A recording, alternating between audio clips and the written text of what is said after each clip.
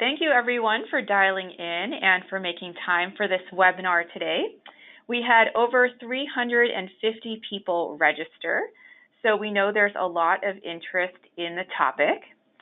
And before we dive into the content of today's webinar, I wanted to cover a few housekeeping items. And this webinar is being recorded. We are going to post it on our C2ES YouTube page.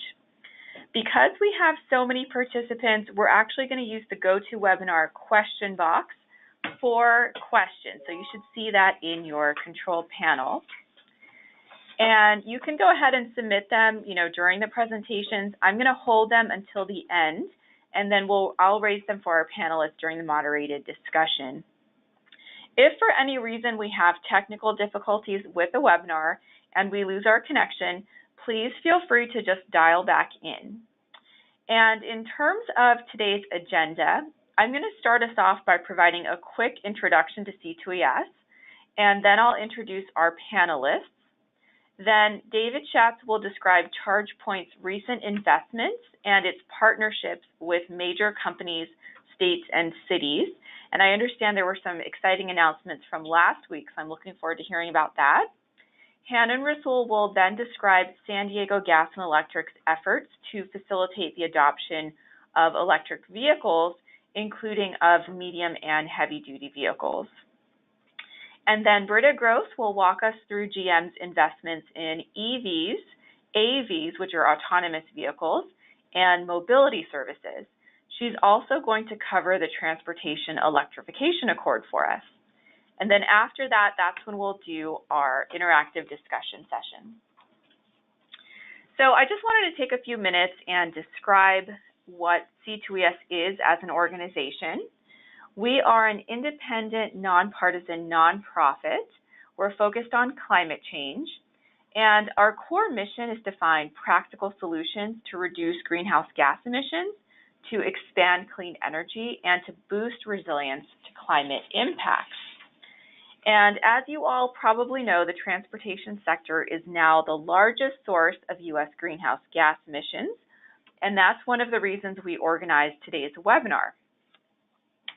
One of the unique features of our organization is that we have a Business Environmental Leadership Council.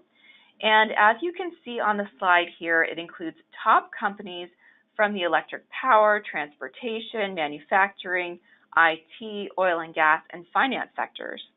It is one of the largest U.S.-based groups of companies devoted solely to climate change. And one of the benefits of the BELC is that it's multi-sectoral. So unlike a trade association, companies can talk to other companies outside of their industry about climate policy and strategies. This is a screenshot of our relatively new website. I encourage you to check it out. All of our publications are posted on our website. They are free for download. And now I'd like to introduce our panelists. So our first panelist is David Schatz. He is the Director of Public Policy for ChargePoint, the leading global provider of smart networked EV charging infrastructure. It has over 52,000 charging stations in its network nationwide. And David covers both federal and state affairs, and he manages both legislative and regulatory engagement on EV policy. We also have with us today Hannon Rasool. Hannon is the Development Manager for San Diego Gas and Electric Company's Clean Transportation Department. He creates and fosters external partnerships, and he develops proposals for the California Public Utilities Commission. His primary focus over the last year has been on medium-duty and heavy-duty EV charging infrastructure, and this includes delivery trucks, transit buses, and school buses. He also worked in San Diego Gas and Electric's Regulatory Affairs Department, and there he managed a number of proceedings ranging from renewable energy policy to energy storage to net energy metering. And we're also very fortunate to have with us today Britta Gross. She is the Director of Advanced Vehicle Commercialization Policy at GM. She's responsible for identifying energy strategies, partnerships, and policies required to enable the commercialization of alternative fuel technology programs. And this includes both the plug-in battery electric vehicles and hydrogen fuel cell electric vehicles. Britta currently serves as a governor's appointee on the Massachusetts Zero Emission Vehicle Commission, and she's also on the Maryland Electric Vehicle and Infrastructure Commission. And she's also a commissioner for the Orlando Utility Commission, which is Orlando's electric and water utility. So with that, I'd like to hand it over to David Schatz. Thanks, Fatima, and good afternoon, everyone. My name is Dave Schatz, and I'm Director for Public Policy for ChargePoint, as Fatima said. And ChargePoint is the largest network of commercial EV charging stations in the nation. And what I hope to go over today is how we see the growing EV marketplace as driven by partnerships and private investment. My main goal is to give you some insight into how we are preparing through evolving technology and innovative business models for an electrified future, not just for passenger cars, but also fleet vehicles, the medium and heavy duty segment where we're seeing a tremendous growth. Next slide. So a little bit more about ChargePoint. As I mentioned, we're the largest network of commercial EV charging stations. We have over 54,000 charging spots in our network worldwide, and every single month we're adding another 600 ports to that total. All told, there have been over 40 million charging sessions on our network, and that's driving nearly 1 billion electric miles on all EVs that have charged on our network. Behind those numbers is the power of data.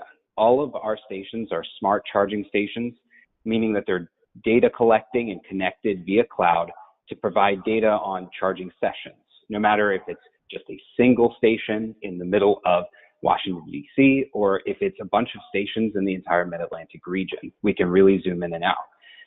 Through the smart charging capabilities of our stations, we're able to compile all sorts of data, where charging is happening real time, how often people are charging at a certain location, how long folks are charging for at that location, and how much energy is used and at what rate. That's a lot of different kinds of data. The data connectivity also enables advanced features for drivers and site hosts. Site hosts are the folks who have charging stations on their sites. Pricing at that charging station, real-time availability, so drivers can see if it's actually available when they're heading towards those charging stations. Notifications for when the charging is complete, access controls, the list goes on and on. You can see how this kind of data would be valuable to a business getting to know their customers or trying to attract new ones, a driver looking for charging around town, or a utility looking to better manage the grid. And that's what underpins our core business model. We sell our equipment directly to site hosts. Those are retail establishments, municipalities, workplaces, hotels, many more. They own and operate chargers on their properties, and for an ongoing subscription, they get access to all of those data-driven capabilities. We truly believe that private investment in the EV charging market will continue to drive deployments in places drivers go every day, whether they're stopping at a grocery store or along a highway on a family road trip. Next slide. So I know a lot of folks on the call probably know the basics of charging, but I thought it would be worth repeating here, especially since we're kicking off the conversation. There are 3 basic levels of charging: level 1, level 2, and DC fast. And level 1 is basically your standard wall outlet.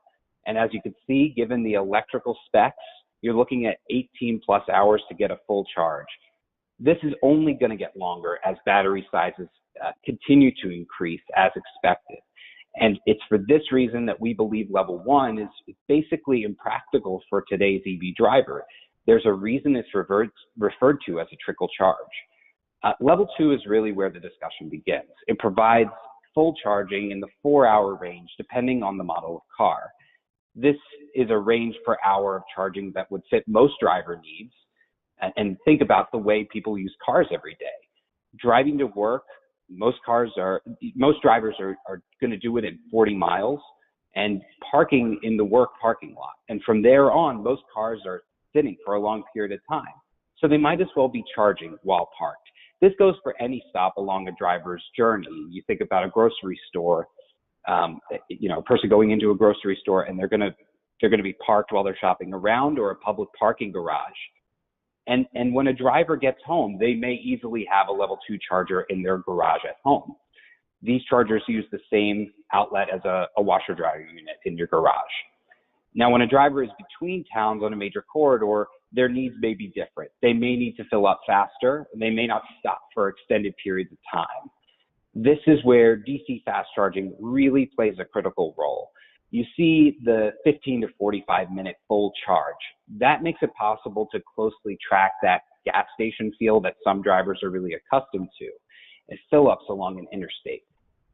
And DC fast is only going to get more powerful and with even faster charger times. That's what we're seeing across the industry, is a lot of innovation towards faster charging.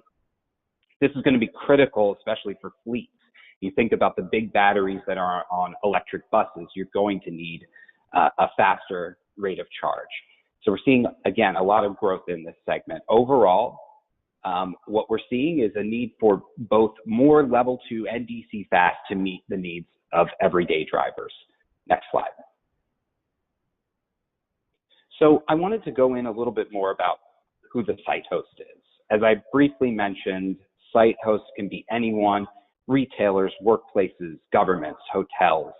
And we found that they value having control over the charging on their sites because it matches up with their circumstances. Every site host has a different reason for investing in charging infrastructure. For example, a Target wants to attract more drivers to their stores, so they offer charging as an amenity on their site. And maybe to keep drivers coming to their location, they set a price of charging at $0.00. And maybe they start charging a fee after 2 hours to make sure folks get moving along. For a municipal parking lot, they may want to just pass on the cost of electricity, say 5 cents a kilowatt hour, or align it with the parking fees at an hourly rate that they set. These functionalities come with a smart charging station. You can't do this with a dumb charging station or one that's not connected to a network. And that's a reason why site hosts continue to want control over the charging that goes on site. It can enhance their enterprises as the EV market grows. Next slide. So partnerships have really driven the EV charging industry forward. And to put a face to that interest from private investment, here's a non-comprehensive showing of some of the partnerships we formed in our 10 years of experience, both locally and nationwide. And you could see how we're across a number of sectors: workplaces, parking establishments, retailers, schools. And schools are growing very fast, by the way. Utilities have a tremendous amount of interest in this space, and fleets. These customers see the value of smart charging at their sites, and we anticipate more and more interest as the growth of the EV industry continues.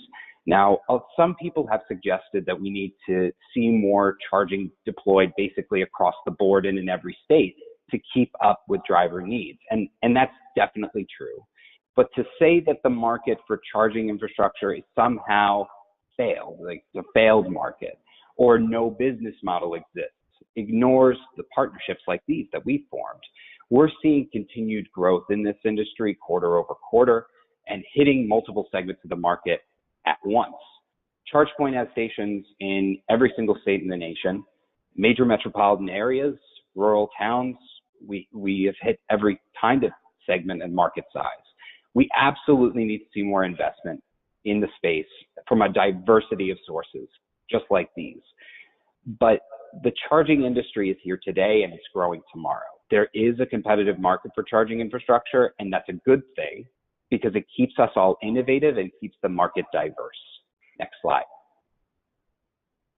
So I wanted to talk about how we're looking at leveraging partnerships like the ones I just described and looking at some of the biggest opportunities. And I could think of no bigger opportunity than the VW Environmental Mitigation Trust.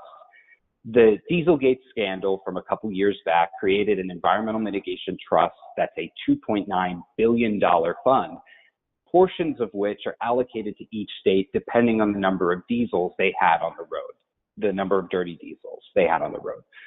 Up to 15% of each state's allocation can be spent on light-duty EV charging infrastructure. And a majority of states have already put plans in place to maximize that 15%. This will result in thousands of charging stations across a number of states. And let me kind of put in perspective this opportunity by just drawing an example of Texas. Texas has an allocation from this trust of $209 million overall. And the state recently decided to allocate the maximum 15% for charging infrastructure. If that's finalized, this will mean roughly $32 million available for deploying EV charging infrastructure statewide. There are many reasons that a majority of states have gone in this direction. Number one, it's really fast to deploy this infrastructure, a matter of weeks or months. It's cheap. It's cheap relative to other eligible mitigation actions under the trust. It has a high pollution mitigation impact, offsetting transportation emissions, and it's stable. We can monitor the performance of smart charging from a distance. So I think that when you look at this, this is a major opportunity to, again, leverage those partnerships that we've been forming for many years. And so I see this as probably the biggest opportunity in the industry today. Next slide. So as I mentioned, we are looking in the electrification space beyond light duty. I mentioned a lot about light duty infrastructure. Those are your passenger cars, but a lot of the growth that we're seeing, especially this year, is on the medium and heavy duty side. And so while we're seeing the electrification of everything right now, on the bus side is really where the focus is going to be near term. Fleet managers have a need to manage all of the complex transactions that take place at the depot, basically where all of the fleet parks for the night or parks intermittently throughout the day as routes are run. What we did in order to prepare for that is we acquired a company called Consensum, which specializes in e-fleet management. And what that means is they have software that allows for the network capabilities of our network to be leveraged to better manage a fleet, especially of electric vehicles. So you could do things like balance the charging events between two buses. Maybe one of those buses is going out for a run earlier than another. Maybe it needs more charging and at a higher rate than another bus at the depot.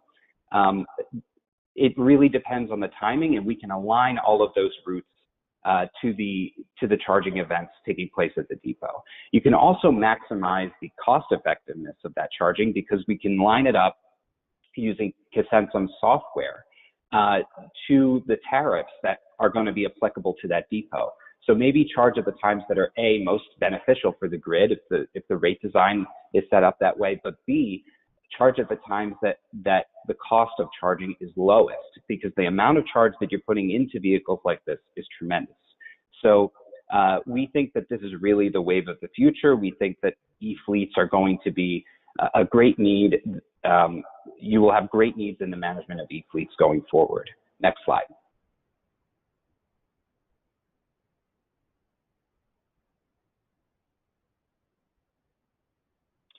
Another partnership that I wanted to mention is really on the cutting edge, and I'm sure a lot of folks have heard a lot about this recently in media, but EVTOLs, electric vertical takeoff and landing networks. And the one I'm talking about most specifically is Uber Elevate. They've had a project going for several years, and we have a partnership with them to develop the charging network to support electric vertical takeoff and landing planes, basically taking passengers around a city or an urban area. And in order to hit that, it's really important, in order to kind of achieve that vision, it's really important to know that there are new technological barriers that need to be broken down. One of them is the rate of charge. We designed a specific concept for 2 megawatt charging. This is a new connector. We just announced it recently. You see it down there at the bottom of the screen. And, you know, the first markets that Uber Elevate plans to roll out, Los Angeles, Dallas, Dubai, are coming as early as 2020. So the testing of this has to take place in the next few years. And so we see a role for that higher speed charging, very specific to this segment. And again, I'll point to the importance of treating each segment for its own needs. And I think that the partnerships and acquisitions that we're doing now are setting us up really well for the future. Next slide. one last partnership that I wanted to go over before I conclude is on the car sharing side. The electrification that we're seeing is not just specific to private passenger vehicles. Whole fleets of car share or ride share are going in the direction of electric. And so when BMW is deploying its Reach Now car sharing service that it launched in 2016, that includes the i3 in its fleet, they wanted to find a network solution so that they could manage the charging in a very specific way in that area, giving access to the public to that charging network, but also making sure that that charging was prioritized and given a premium for cars in the Reach Now fleet. So they built out a local network of ChargePoint stations specific for this fleet. You see the marketing on that DC fast charging station on screen. And really this supports the DC fast charging we're seeing in the urban environment, public and fleet specific. So this is a different kind of fleet, but we see it as just as important for developing. Next slide. And those conclude my remarks. I'm looking forward to talking more about our exciting announcement the other day from GCAS, where we pledged to deploy over 2.5 million charging stations across the world by 2025. It's an exciting time in industry. We believe that there's so much to gain in electrification, and I look forward to your questions. Thanks very much. Thank you, David. That was a great presentation. Next up, we have Hannon. Hi, my name is Hannon Rasool. I'm with San Diego Gas and Electric Company out here in California. Next slide, please. I'm going to speak a little bit about how you can engage with your local utilities to help move your interests forward in electrification. Most of this is couched in California because California has really stepped forward in this place, but I've made it more applicable to how you can work with your utility in every state. So I'll talk a little bit about why we're doing this. You know, we actually started electrification even prior to legislation which has directed us in this direction, but Senate Bill 350 really codified a lot of what California wants to see us do. And so it actually encouraged and directed the utilities in California to start deploying more projects. And, you know, a big part of the reason for that is that while we do know that greenhouse gases are really proliferated in the vehicle segment, it's even worse in San Diego. It's actually 54% of our emissions come from vehicle transportation. So, you know, we do have some legislation here, in addition to Senate Bill 350.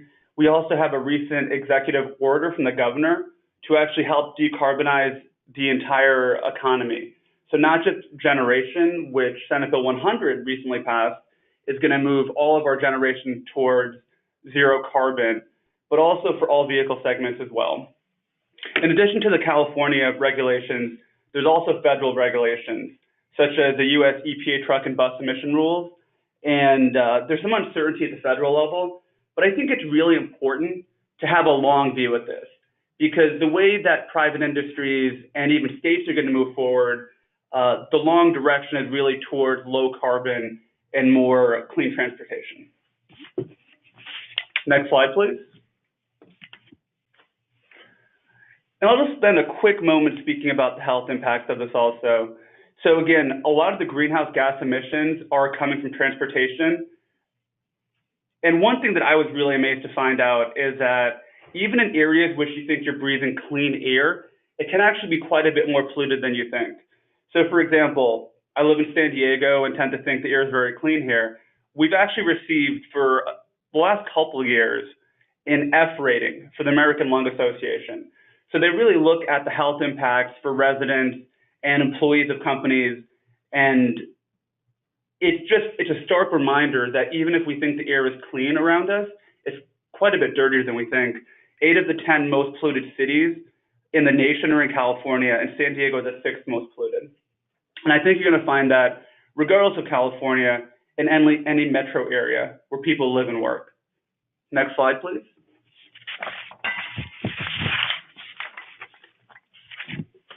So briefly, I'll talk about some of the programs that SDG&E has put forth.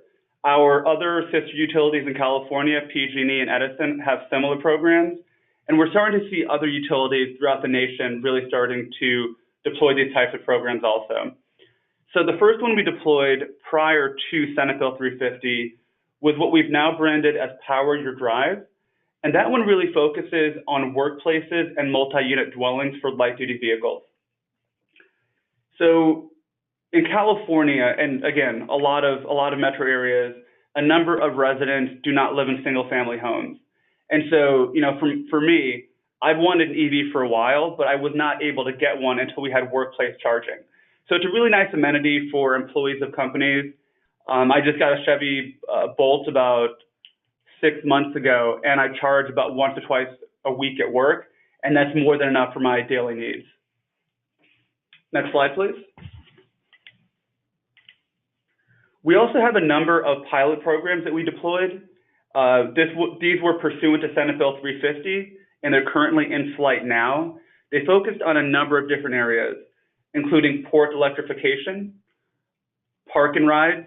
So if you're going to use public transportation, you can park your car and charge. Some dealership incentives to help point of sales occur. Also working with UPS and Amazon on a fleet delivery project. We have another one called Green Shuttle, where we help electrify shuttle buses, and then also airport ground support equipment. And the reason I'm talking about these is really to point out how we're seeing electrification across numerous areas. This isn't just limited to light duty any longer. We're really seeing proliferation across virtually every market segment. Next slide, please.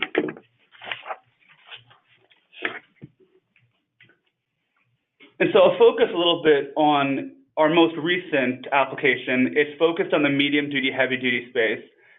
And right here, let me talk a little bit about what the utility can do. So the programs that we've put forth are infrastructure programs. Some of them include the charging station, some do not. But really, the most bang for the buck that the customer is receiving is that through these programs, we provide the infrastructure all the way from the utility distribution line up to the charging station. So that includes quite a bit of work, which can really help bring the total cost of ownership down for the customer, because now they're not paying for the infrastructure. We provide the conduit, the wire, the trench work, transformers, panel upgrades, meters, and also chargers in some of the pilots and some of the programs. But that really depends on the different market segments. But really what's important is that now the customer really just has to go procure the electric vehicle the same way they procure any other vehicle fuel type. So this program, the medium duty, heavy duty, focuses on essentially every vehicle that is not a light duty passenger vehicle. So everything from delivery trucks to municipal maintenance vans, school buses, transit buses, soon we're also going to see Class 8 semi-trucks. We're also seeing drayage trucks at the ports already starting to appear. And we've actually had some really great work working with different partners. Next slide, please. So as part of the application where we filed our medium duty, heavy duty EV infrastructure program, we also have a vehicle to grid electric school bus pilot. And vehicle to grid is something that we've seen a few pilots of, and I think this is definitely the future where EVs will head. What vehicle to grid is when the vehicle charges, you're taking energy from the grid to the vehicle. You can then discharge the battery to move the vehicle, but also you can discharge that battery, which is inherent in an electric vehicle, back onto the grid as a potential revenue stream. So let's take school buses, for example. They sit idle in the middle of the day and in the evenings. They have very predictable duty cycles. So what you can do is charge the vehicle at night and midday, and then at the end of the day, you'll have a certain state of charge remaining. You can aggregate. In this pilot, we're going to use 10 school buses. You can aggregate all 10 batteries into one product that you would then bid into. Here is the California Independent System Operator. But you would bid that in the same way you bid in other services that a stationary battery would do. And I'm going to say theoretically, but it's well beyond theory at this point, you can actually gain a revenue stream from it. So there's still some minor hurdles we're working through, different interconnection and market robustness we need to see. But essentially, because a lot of vehicles sit idle for a good portion of the day, you have these assets which are not being utilized. And through vehicle to grid, you can actually use those. Next slide, please.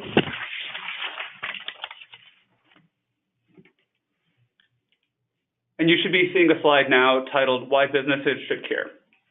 That's so great. I want to talk a little. Great, thank you. So I want to talk a little bit about, beyond the health impacts and legislation, which I think are very important. There's more practical reasons that, depending on the jurisdiction you're in or other factors, that maybe the legislation hasn't quite caught up. And frankly, legislation should not be the only reason to do anything. So one thing I want to just point out was a different list of reasons why different entities may want to start doing this. And so there are economic advantages to switching to EVs. One really great thing is that maintenance costs are much less. There's no engine to maintain. There's no belts, oil, air filters. You really have a battery which moves the motor, which moves the wheels. So you have some great, you get some great savings from maintenance. You also get good savings from fuel costs. And a lot of that, especially in the medium duty, heavy duty space, is going to be impacted by some different factors, including what utility rate you're on, what time of the day you're charging, and how much power you're drawing from the grid at any given moment. And so it's going to be a little different than just fueling with a conventional fuel, but you can see really significant cost savings if you learn how to manage it. Just anecdotally, my gas price was about 3 times what I'm paying for electric for the same amount of driving that I do. Also, you don't want to be a late adopter. You want to start testing these things out early, because there is, in fact, a learning curve. So it's really important to start testing it out now. Working with the transit agencies and school buses, we recommend, go ahead and start adopting those routes which are a bit shorter, really see what works and what doesn't, and then you can proliferate through the rest of your fleet as you find the cost savings that you were hoping to find, also the ease of maintenance and other factors. The last thing I'll say about this is right now it's a really great time, California and elsewhere, to take advantage of different state rebates. So David already mentioned the VW settlement, which is a great one. In California, we also have a program called HVIP through CARB, which can help bring cost parity to the upfront cost of the vehicle. So based on the vehicle weight class, you can get $20,000, $30,000, $100,000 rebates per vehicle that you get right at the point of sale. So you get cost parity right off the bat. Next slide, please. So my last slide, I'll talk just briefly about engaging with the local utility. So again, depending on the jurisdiction you're in, you're going to see different programs the utility has, but I would encourage you to engage early and often. When you are adding electric vehicles, even if it's 2 or 3 or 5, there's going to be some impact, but when you're looking at 10 to 20 to 100, you're going to see a lot of impacts, and there's going to be some good coordination you'll need to do between your contractor, the local utility, and any other folks that need to be engaged. Also, there's a lot of utility programs, some for the utility side of the meter, which is everything upstream from the utility meter, but also, such as the programs we have in California, it's downstream of the meter too. So for the California programs, we can provide designing of the infrastructure, the actual construction work itself, and really take that cost burden off the customer. And then finally, definitely be talking about rate options with your local utility. It's important to understand the different rates that are out there and how that impacts your total cost of ownership. And I would just finally note, it's really good for utilities to hear from the local constituents, because these programs are good for the utility too. It's good load growth, it's infrastructure programs. So the utilities should be motivated to support you in this. And the more they hear from their customers, the more likely they're going to be willing to go to the regulator and make those cases. And that is my last slide. Thank you. Thank you, Hannon. That was a great presentation. And now maybe we can advance to Britta's presentation. Looking forward to this. Hello, everybody. It's good to be here. I'm Britta Gross with General Motors. I'm in the public policy area now, but I've spent probably the last 10 years looking at electric commercialization, which includes partnering with the utilities, what the policy levers are at the federal, state, and local levers, levels, and then also, what other enablers like education and awareness are really important. So with that terrific background you have so far, let me just press on here and continue to lay the landscape for you, especially from the voice of an automaker. So on the next slide, you see that we have announced late last year, a commitment to a future of zero crashes, zero emissions, and zero congestion. And if you just let that soak in for a minute and think about how in the world would we get to zero crashes, emissions, and congestion, on the next slide you see that it is going to have to be through some very skillful execution of really 4 pillars of technology. First one, electric vehicles. And we've already announced we are going to be delivering 20 new all-electric vehicles to the market by 2023. Hannon mentioned the BOLT EV. It's a 238-mile range electric vehicle, so definitely represents where technology is headed and how much technology has improved just over the last generation since sort of 2010, 2011 years. The second pillar is autonomous, to get to zero crashes, emissions, and congestion. We're going to have to introduce autonomous technology. And I'll talk about a lot of these pillars here in a bit later. But on autonomous, we have announced that all our AVs will be based on EVs. And we have a fleet operating today in 3 different regions, testing and developing all the safety technology they're going to need based on the BOLT EV technology. Third pillar, shared. You're going to have to introduce some kind of shared technology to try to get at more access by consumers to EV technology and also help address the congestion issues. So we have a platform within the company called Maven, and Maven executes today in 17 cities, both gas vehicles and electric vehicles. I'll focus a little bit going forward on the electric vehicle portion of that program, which is the future. And then everything wrapped around by connectivity. And our vehicles, over 13 million GM vehicles, are connected through OnStar, our onboard telematics system. And so you can imagine how much data we have through OnStar relative to our EV vehicles with the consent of our drivers in looking at how consumers are using the vehicles, how they're charging the vehicles, where they're charging the vehicles, and so on. So a lot of information coming to us through the connectivity that these vehicles deliver. Let's just keep pressing on. Why do EVs matter? I always want to make sure that folks understand that it isn't just one thing. It's not just regulatory environment. It's not just legislation. In fact, why they matter are for a host of different reasons. Number one on the list, why EVs matter to General Motors, is because it's all about global automotive technology leadership. There's a lot of pressure globally right now for countries that have never been able to compete in the automotive space and feel like this transition moment from combustion engine vehicles over to electric vehicles is their moment to seize and to jump in and to lead globally and basically take over this industry. And so it's really an important time for us to continually develop the technology as aggressively as we can to stay always a few steps ahead of all the competition. Keen interest then also on our part to not only get in there and try to lead in EV technology and in autonomous technology and in shared mobility solutions, but in also to shape how mobility moves forward. And so we really want to be out there in front just to make sure that we are helping guide what are those solutions and how to optimize those solutions, really learning by doing, so that we can get to that future of zero crashes, zero emissions, and zero congestion. And it really is a lot of learning by doing.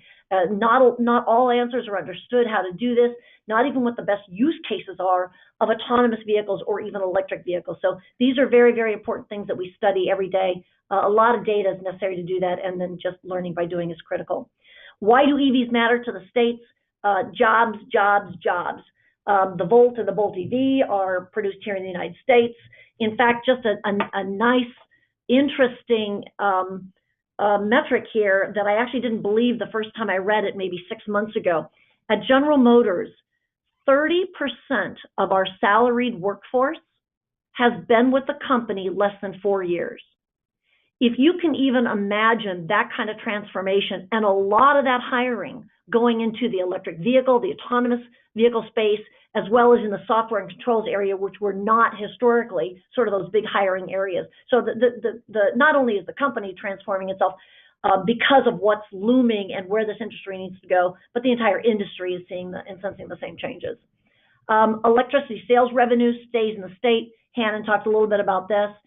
And if we do it right, and if utilities can help design the solutions for, when, how, what kind of energy they're using, then EVs will benefit the grid by filling in these off-peak valleys that Hannon also talked about. And then finally, why EVs matter, because the costly equipment that's going to be required to make AVs and shared mobility a reality, it's costly. We're going to have to find models, especially in the earlier years of this technology, as we continue to try to reduce the cost of these technologies. We're going to try to get these vehicles into commercial applications that are high mileage, and take advantage of that lower cost of electricity to improve the business case. All that means that infrastructure becomes even more important than it was even today. So as the cities also are striving for congestion solutions and zero emission solutions, all of this wrapped together shows you why there are a lot of things driving technology forward. On the next slide, you can see just at a glance, this is from Inside EVs, the data on sales of EVs, plug-in electric vehicles over the past, 8 years now, since 2010. These are year-over-year marks, and you can see that the yellow bars so far this year exceed every bar last year for the same month. The red bars showing 2017 sales. So now for 35 months in a row, I think we're up to 36 now if we include the latest data for August. 36 months in a row, 3 years now in a row, year over year, month by month, we have now seen EV sales beat out that year previously. And that's important. So there's very, very steady growth in the market. This is really key, especially as this EV scale is coming. It's not here today. The technology is still too expensive. But as we continue to drive down those costs, scale is coming, I would guess, right around the 2 to 5 year time frame. Just look at all the automaker announcements about EVs coming to the market, and you'll start to understand why there's so much call to action right now to make sure that all the foundational systems like infrastructure, education, outreach, and so on is in place prior to the scale of EVs coming. On the next slide, in case anyone is not familiar with the NREL study that came out last September, they did a national plug-in electric vehicle infrastructure analysis.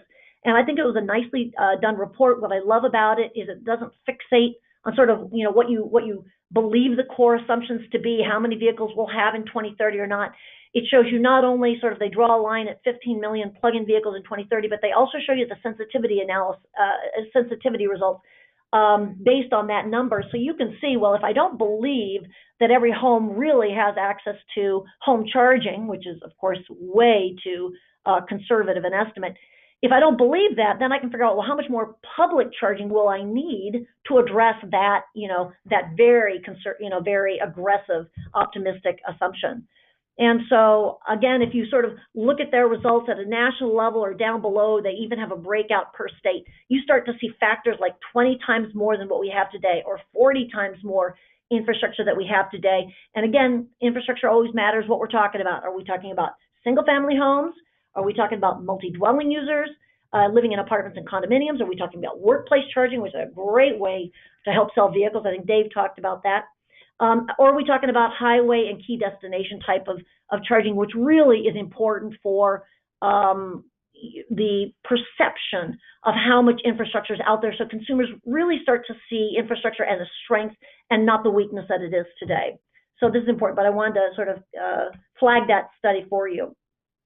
If we, on the next slide, just talk a moment about shared mobility, we have our platform, Maven Gig, and in this ride-sharing platform where we actually make available vehicles for weekly rent, for example, to Lyft and Uber drivers or package delivery services and so on, we have just since February of last year, so in roughly 18 months, we're up to now 900 Bolt EVs in that fleet that we make available. They're in high demand. Whenever we can find a city to deploy these vehicles in, they get scooped up very, very quickly by the drivers who absolutely love driving these vehicles. We're up to just out of those 900 Bolt EVs driving in seven urban environments. 21 million electric miles driven. And now that next number, how many passengers have we driven around in those vehicles? 2.4 million as of today. 2.4 million passengers who, for the most part, have never been in an electric vehicle today, have now been exposed through a drive, just, from an airport to a restaurant or a restaurant to a hotel. They've now been exposed to this technology. So for us, this has become a major, major education and outreach program. Also, a lot of information about how these vehicles charge, and of course, the commensurate number of gallons of gasoline saved through an electric vehicle fleet.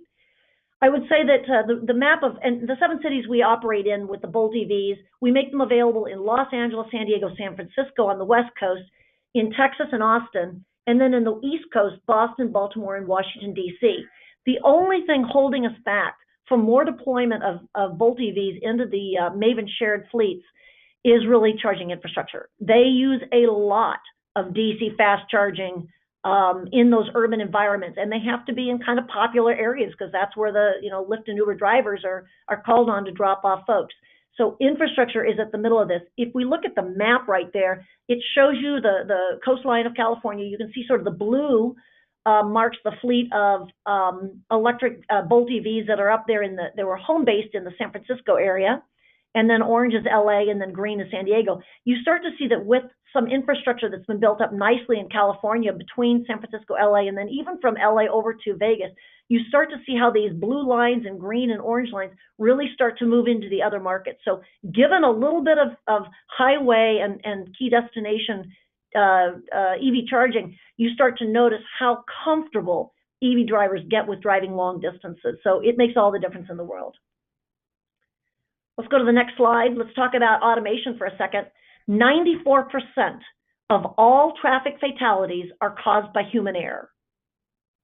Just let that soak in again. 94% of all fatalities.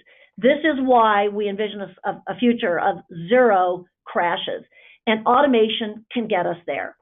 Safety is the most important criteria of those vehicles.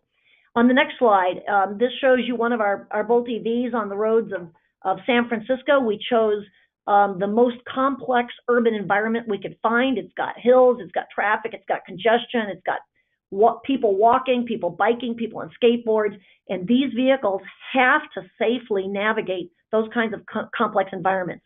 We have 180 BOLT EVs on the streets in 3 different cities, San Francisco, Scottsdale, Arizona, and in Warren, Michigan, where we are developing the software. Our plan is to deploy these vehicles in 2019 in commercial applications, in shared commercial applications, as long as we have met all of our safety benchmarks. And so we are watching that very carefully every day as these vehicles are learning and experiencing and sharing the learnings from one vehicle to the other vehicle in the fleet so that everyone's aware of where the construction sites are and what to avoid and what to look out for. So it's a very learning intensive experience to address the safety features of this technology. On the next slide, infrastructure progress has been made in 3 major areas. 2 years ago, we couldn't have shown this slide. We were busy working with stakeholders around the country, and I will say that there is now a very active stakeholder network, let's say around the 50 states, that is helping make things happen here. Not to say that we don't really have a national plan, but we sort of all know what the vision has to be to get infrastructure, education, and policies in order. And so on the infrastructure front, a lot of things have happened. We already mentioned Electrify America, which is this national highway charging network.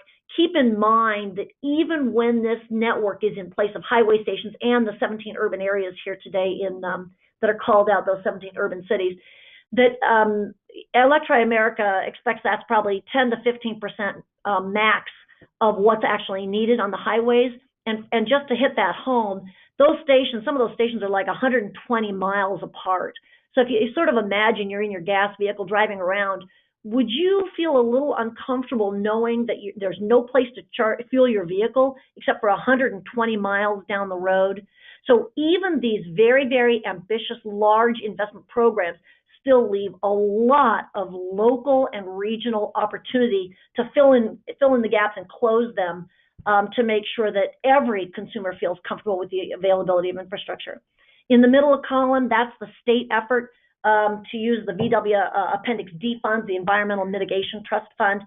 And I would say, a year ago or a year and a half ago, when all this was being negotiated and the funds were starting to be made available, I wasn't sure how many states would be willing to sign up to investing a portion of their funds in EV charging infrastructure. And I'm thrilled to say that I think as of last week, I think we're up to 43 of the 50 states are now planning to invest up to 15% of that fund, which is the max allowed for EV charging infrastructure. So for me, that's a real strong voice from the states that everyone's on board. They understand that this is going to be a stakeholder role where everyone's got a part to play. And I think that's a very, very comforting statistic there that we've made that kind of progress in just the last couple of years. And then in the third column, utility investment.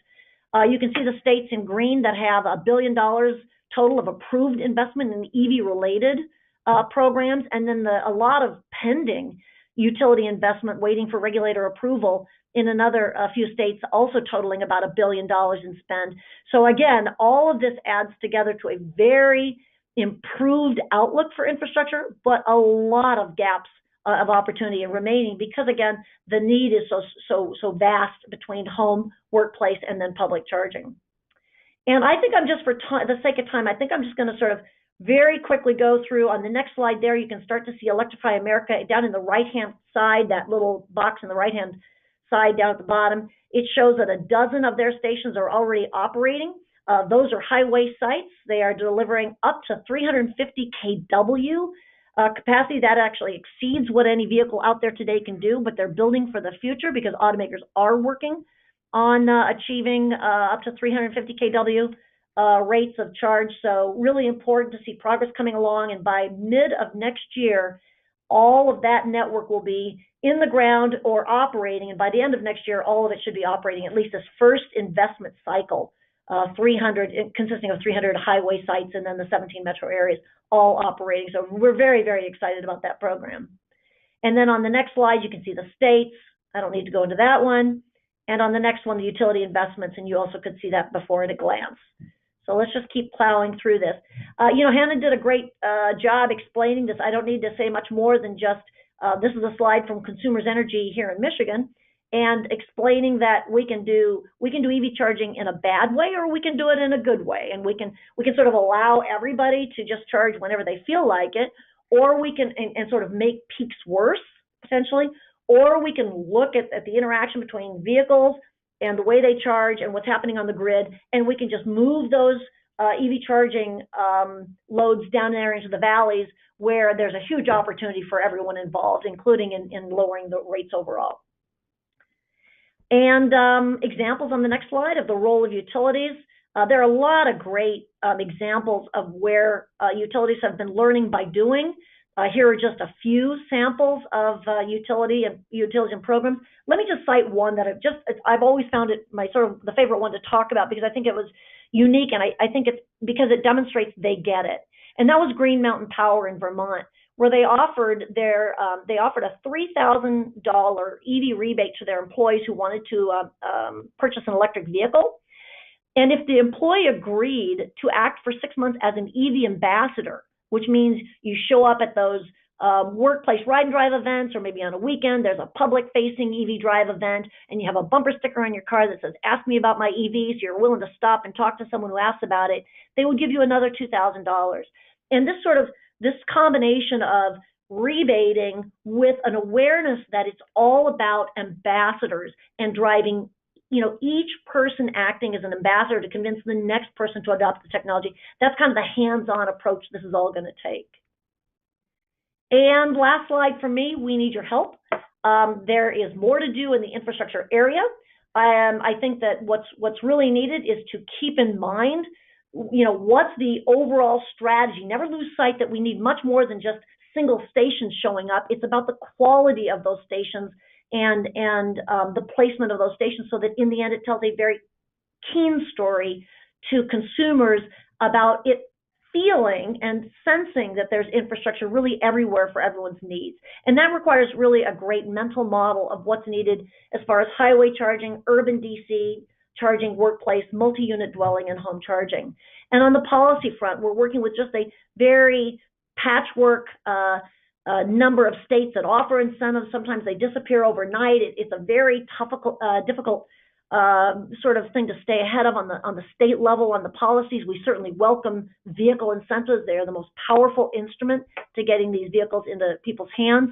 But I think that the federal EV tax credit is a really keen one. I know General Motors is really working hard to see if we can't preserve that EV tax credit for all consumers and make sure that it expands to continue on into the future here as we really struggle with EV awareness and making sure the price point's right for consumers. And then finally, in the last column, education and outreach is so critical. Without an outreach campaign to talk about your vehicle incentive that maybe a state is offering, we've already seen before that it sort of gets lost in all the noise of all of our busy lives. And so education outreach is a critical component of anything you do in the infrastructure area, anything you do in the policy area, and certainly it's a focus of what we know we have to do, including really experiential advertising, because we found that just advertising and taking out full-page newspaper ads and so on, we just find that it's just not nearly as impactful as giving the keys to someone, get them in the car, let them experience it, like on our Maven shared program, to get them in the car to start asking questions about EVs. Oh, it's that easy. Oh, I can just find an outlet and plug it. Oh, that might work. Oh, okay. So really experiencing these technologies. We'll see the same thing in spades on the autonomous vehicles as well. There are some consumers that are really excited about this, and then there are some that are apprehensive. And so the autonomous vehicles, just like the EVs, are going to count on a lot of experiential awareness and opportunity to make sure that it's the right decision for folks to jump over and get all the other benefits of electric vehicles. So bottom line, advanced transportation technologies, including EVs and AVs, can't be introduced without a thriving EV market foundation. And that is my last slide. So I also look forward to any questions anyone might have. Thank you. Thank you, Britta. That was a great presentation, and I really appreciated your comments about some of the policy changes that we'll need to move the market for EVs and impact consumer buying behavior. We got a question from the audience about sharing the benefits of electrification transportation. And so I wanted to start by asking a question to Hannon about how do we make sure that we share the benefits of transportation electrification with all consumers, including low-income consumers? Yeah, that's a great question. We definitely want to make sure we bring everyone along. And so I think there's a couple areas where folks can really focus. Electric transit buses are already here. China sold 90,000 of them in 1 year alone, just last year. So trying to electrify different modes of transportation that are available for a lot of consumers is a great place to start. It's also a good test case because it's a public good. So focusing on things like public transportation is a great place to start. I would also note that here in California, the California EPA has something called the Cal Enviro Screen, and it actually looks at each census tract within California for two overarching factors, and there's a number of sub-factors below it. One focuses on income levels, and the other one focuses on proximity to pollution-causing factors. So being close to a highway is definitely not healthy, power plants, landfills, those sort of things. And each census tract gets a different score. And so part of what we do is focus on the top 25% most polluted census tracts, or income too, so 25 worst scoring, and dedicate some of our program spend to deploying infrastructure in those areas. Thank you, that's helpful. And what are your thoughts about expanding charging options for multifamily dwellings or on public streets for public parking? Yeah, I think that's a great idea. So that Power Your Drive program I touched upon briefly at workplaces, it's also helping to deploy at multiple unit dwellings. And that was a good place for us to start because, we want to see if the market can take care of more of the public charging, and good place was to focus on multiple unit dwelling because at least in San Diego, a large portion of our customers are in apartments and condos. So those kind of programs really do help. As far as public street parking, again, another great idea. I've seen it in some jurisdictions.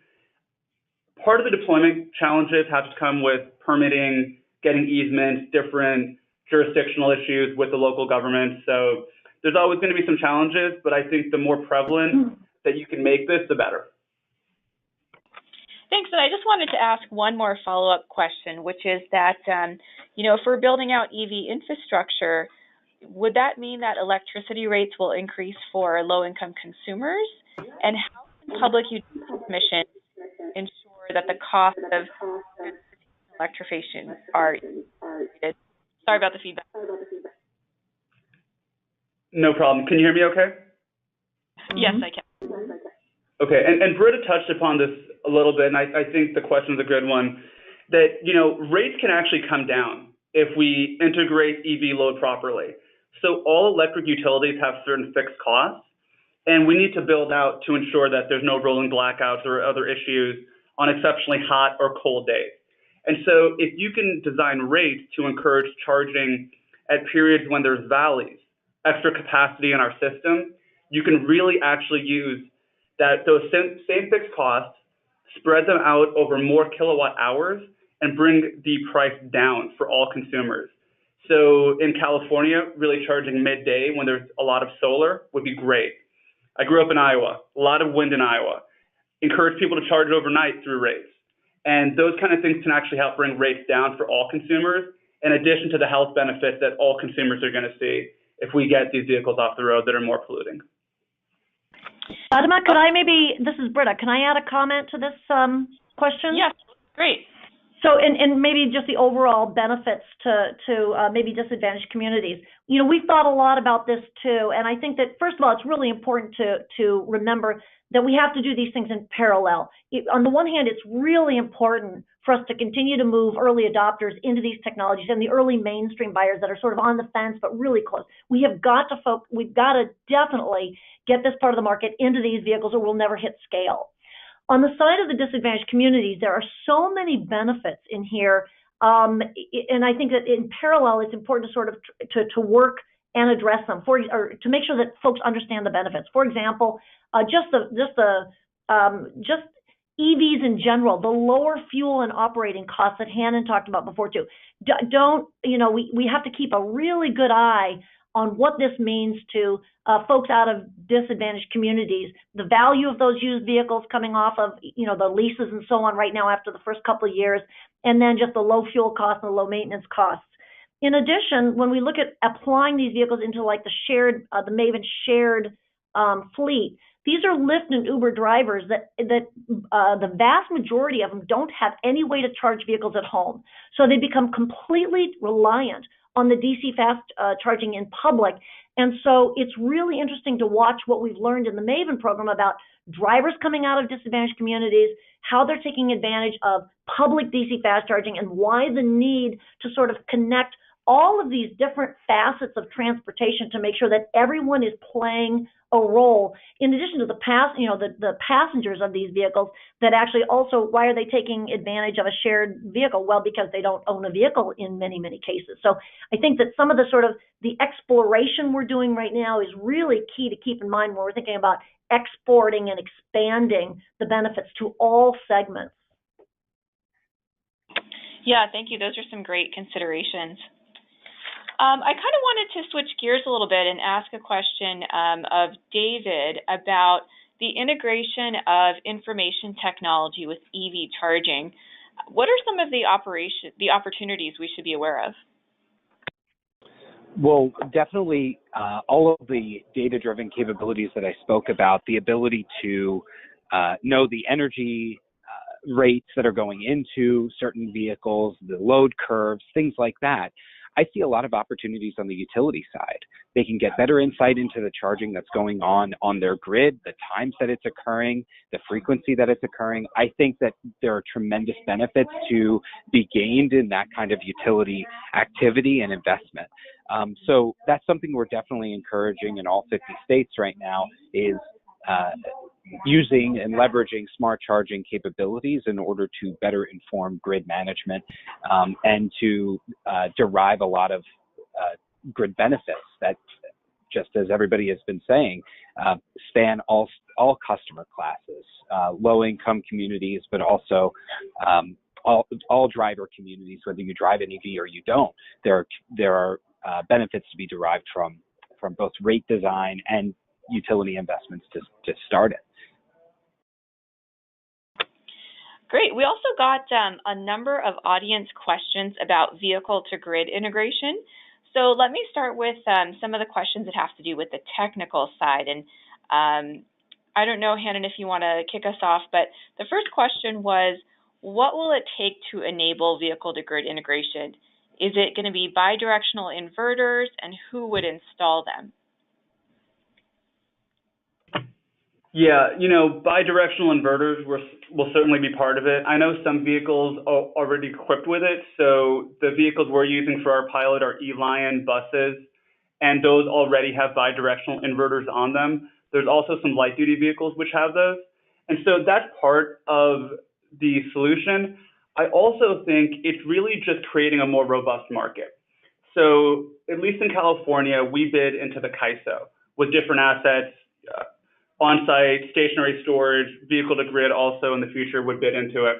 So I think one of the big hurdles will be to make sure there's enough of a benefit that's recognized through the CAISO or other markets to offset the cost to do vehicle-to-grid.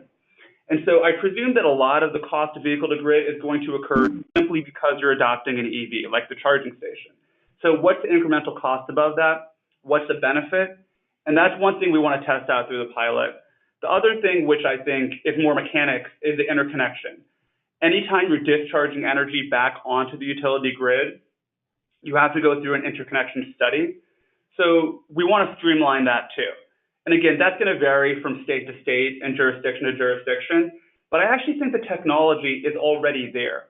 We have on-site stationary storage behind the meter and in front of the meter, which can currently discharge for ancillary services and energy products. It's just a matter of streamlining the process, bringing costs down, recognizing the full benefits. And with a lot of energy storage technology, it's really stacking the benefits one on top of another. Because batteries can do so many different things. You just have to prioritize which one is going to be primary, secondary, and tertiary in the way you set up the algorithms.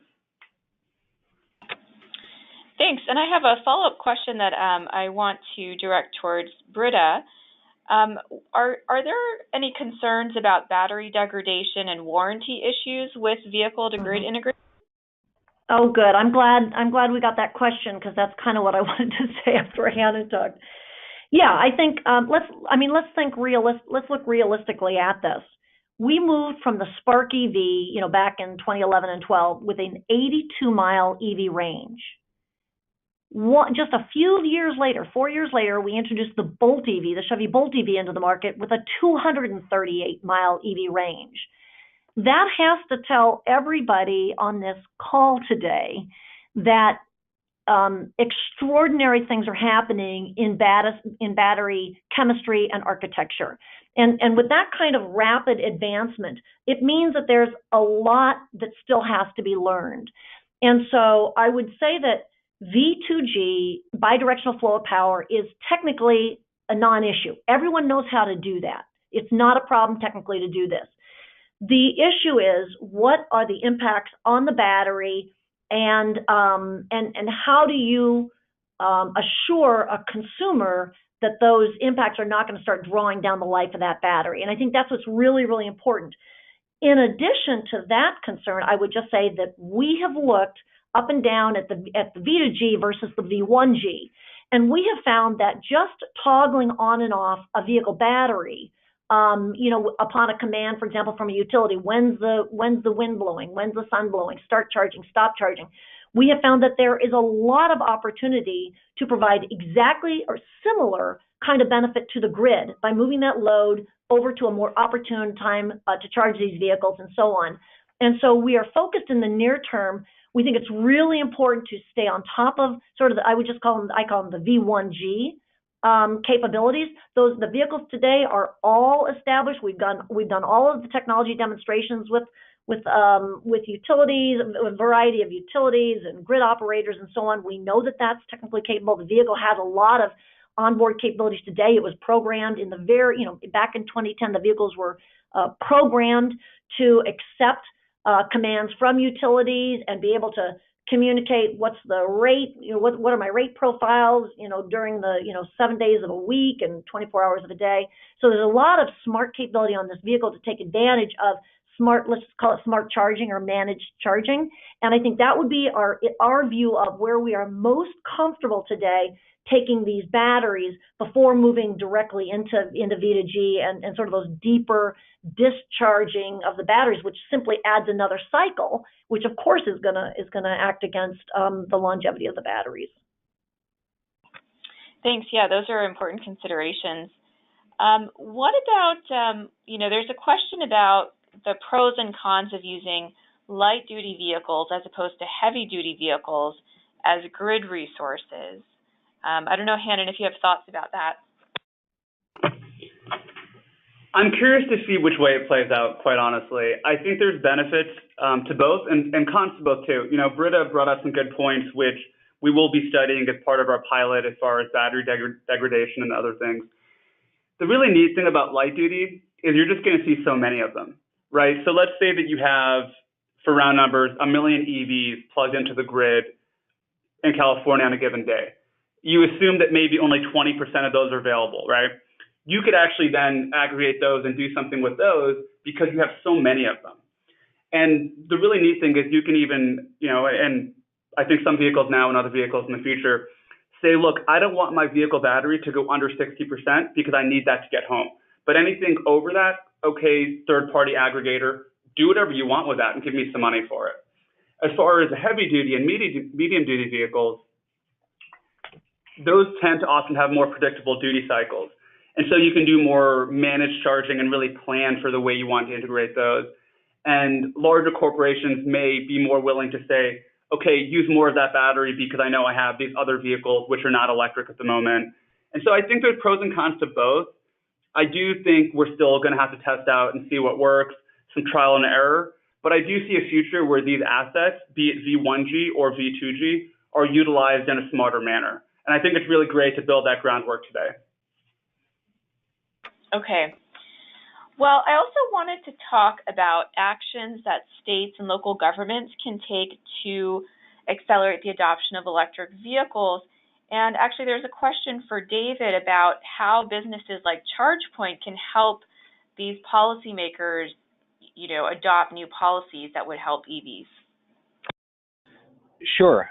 So the legislative and regulatory tracks offer a lot of different opportunities for the expansion of EV markets. First, on the legislative side, as Britta mentioned, definitely incentives do work to scale markets. And in markets where we see more incentives, we see greater uptake of both vehicles and build out of charging infrastructure. So I look to states like Maryland, which have both going on at the same time. You have rebates for EV charging stations and tax credits for electric vehicles. That's a really good model to follow, and I think that other states should do so. On the regulatory front, again, the idea of bringing together collaborative efforts to talk about the EV space in front of utility commissions to better educate them as they look to how this space is going to be built out over the next couple of decades.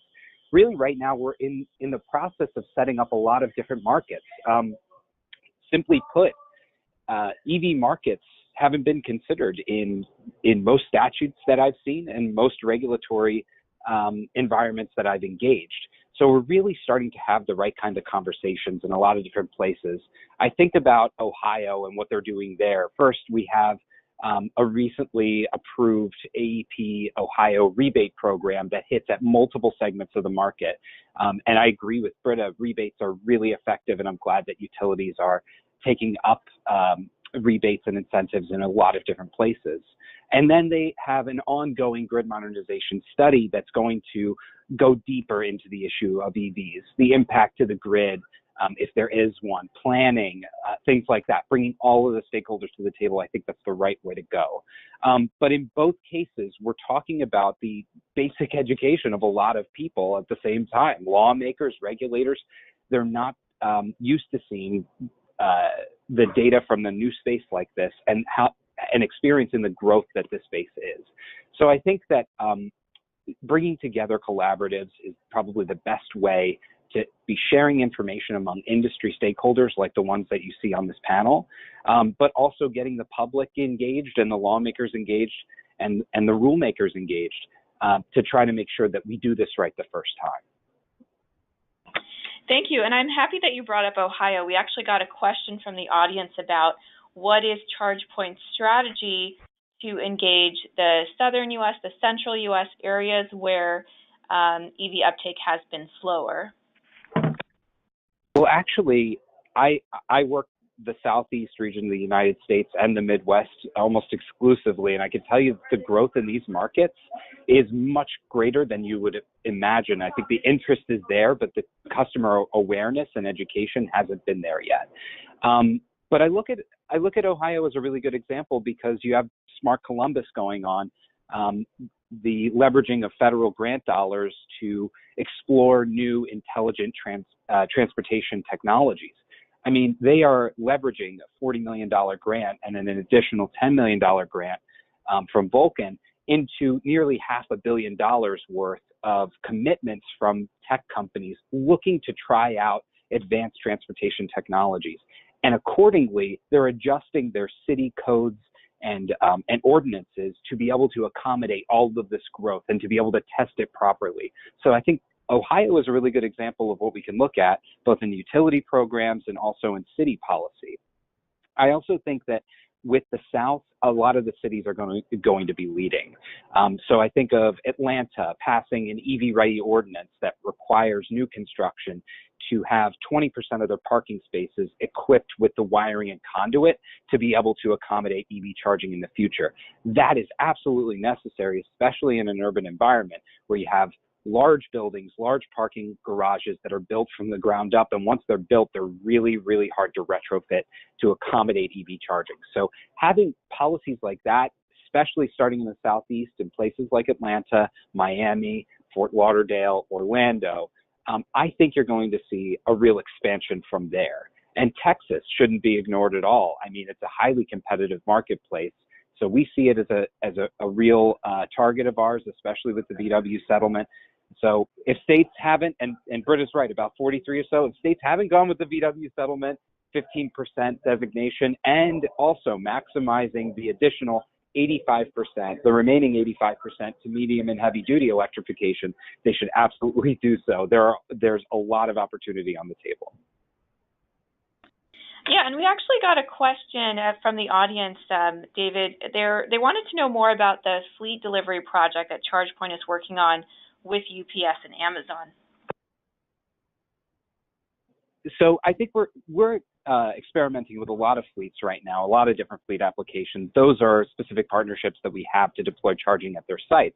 But in each one of those cases, those are entities that are looking to have better control over the charging because there's just so much charging involved in fleets as large as those two entities. So being able to get insight into the charging taking place on their lots and at their depots is absolutely critical. So again, that's one of the reasons that we're seeing interest in smart charging and especially behind the fence is because you can see the charging happening on your local lot and adjust accordingly to meet your business plan and meet the delivery milestones that you have. Yeah. Well, I want to shift gears a little bit and take more of a global perspective. And I was wondering, Britta, if you could help us understand how the U.S. can maintain leadership in EVs as other countries are increasing the scale of their investments. And what are some of the differences between the U.S. framework and that of Europe and China?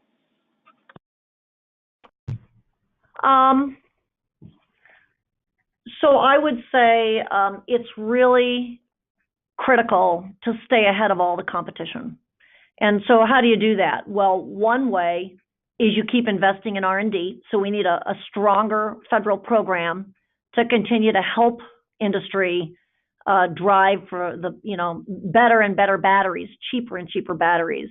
as well as other components on the vehicle that are also overly expensive just because this technology is just relatively new and just, not a lot of supply base out there to leverage in trying to do what we've never done before.